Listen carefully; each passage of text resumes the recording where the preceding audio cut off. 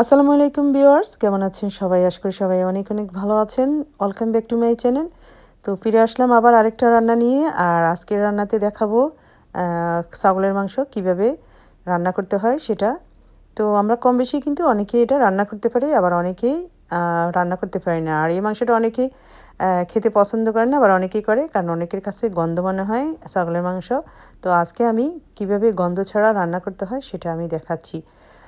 আর এই রান্নাটি করার জন্য আমি ফ্রোজেন 2 পাউন্ড ছাগলের মাংস আজকে ভিজিয়ে রেখেছিলাম।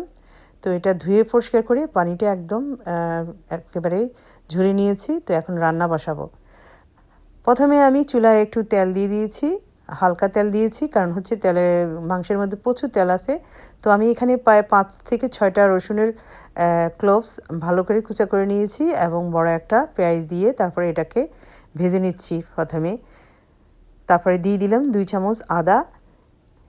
ভিডিও যেন লম্বা না হয় সেজন্য স্পিডটা বাড়িয়ে দিলাম। তারপরে এখন দিয়ে দিলাম এ পর্যায়ে স্বাদ মতো লবণ দিয়ে আরও কতক্ষণ ভেজে নিব।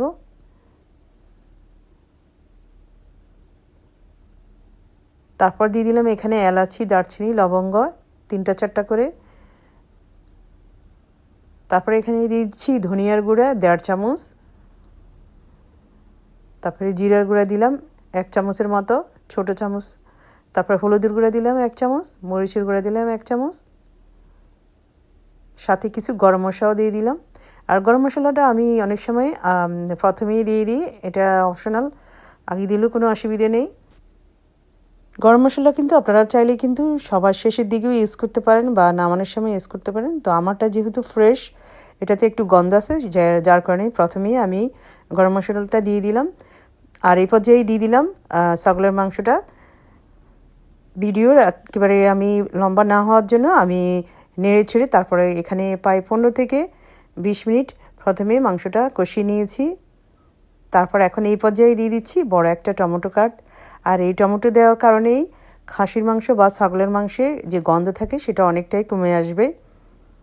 তো টমেটো দেওয়ার পরে আরও কভার দিয়ে আরও কতক্ষণ রান্না করলাম, আরও 5 থেকে 6 মিনিট রান্না হওয়ার পরে তারপরে আমি আবার নেড়ে দিলাম। এভাবে অল্প অল্প করে কতক্ষণ পর পর নেড়ে দিতে হবে।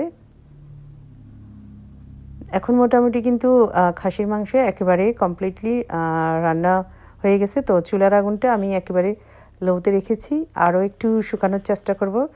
আর অবশ্যই খাসির মাংস বা ছাগলের মাংস বা যে কোনো ল্যাম্ব মিট রান্না করার পরে কিন্তু আপনারা এত বেশি পানি রাখবেন না, কারণ এই মাংসটা রান্না করার পরে বেশি পানি রাখলে খেতে সুস্বাদু হয় না।